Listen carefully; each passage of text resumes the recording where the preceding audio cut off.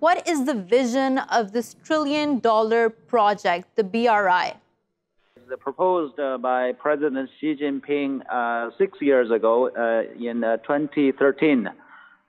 He proposed this as an economic project, basically, to connect, China with the Asian, European countries, to have more connectivity, to have more economic cooperation with each other.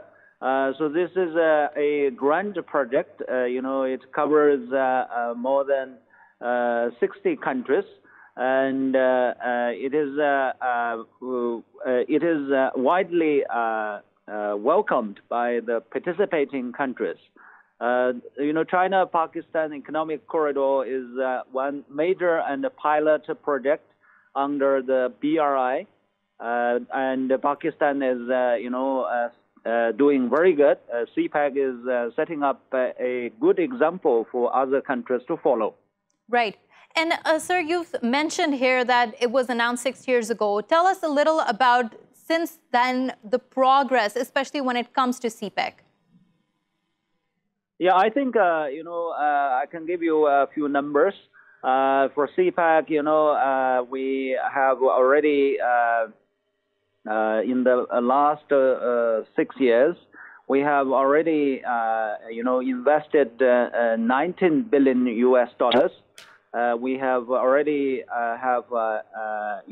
11 projects completed, right. And there are 11 projects under construction.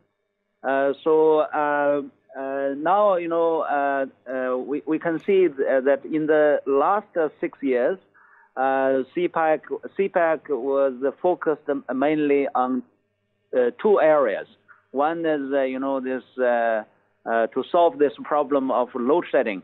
So, among those 22 projects, many of them are power plants. The CPEC has played a very positive role in, reducing and solving this problem of energy crisis faced by Pakistan. Number two is, to solve this bottleneck of lack of infrastructure in Pakistan. So under the CPEC, there are, a few motorways, highways. So it is designed, to improve the infrastructure in Pakistan. So in the last 6 years, we have already, completed these two tasks. And in the next 5 years, we see, CPEC is entering the second stage. Right. In this second stage, mainly there are three priorities. One is this industrial cooperation. So we are trying to set up 9 special economic zones so that, the faculties can be established in those SEZs. Number two is this social sector development. So China is, committing to providing Pakistan with $1 billion US dollars so that, some social sector people's well-being projects could be implemented. Right. And Mr. Lijian, in this focus of trying to create more social sector cooperation between the two countries, why is that an important part of the dynamic of CPEC? Yeah, I think, finally, for this economic cooperation, we have to benefit the people. The benefits of CPEC will have to trickle down to the people. So that's why we have identified 27, projects of well-being. Mostly it will be in Balochistan, in southern KPK, in those far-flung areas of Pakistan. And this is the second area. The third area, we will encourage this third-party participation in CPEC. And, this CPEC and BRI, they are, inclusive and open initiatives.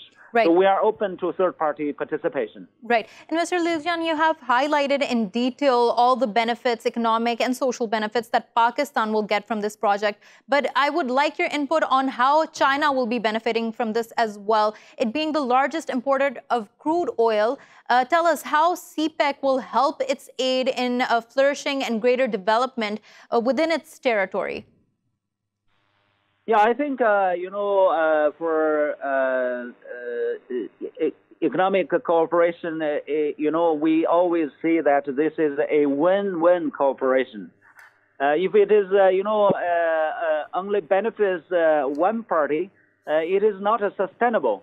So I think, China is also benefiting from, the economic cooperation with the Belt and Road countries. This is, especially true, for those, for example, those Chinese companies. Nowadays, according to the experts, 85 million jobs are moving out of China. They can, move to, mostly to this Belt and Road countries. And of course, this will, be good for Chinese industries too. Right.